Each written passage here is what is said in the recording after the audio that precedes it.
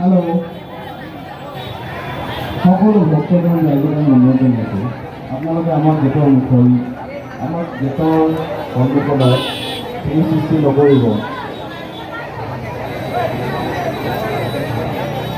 Hello' সকলো ভক্তক আমি অনুৰোধ জনাইছোঁ আপোনালোকে আমাৰ গেটৰ সোমোৱা বাটডোখৰত ভিৰ সৃষ্টি নকৰিব।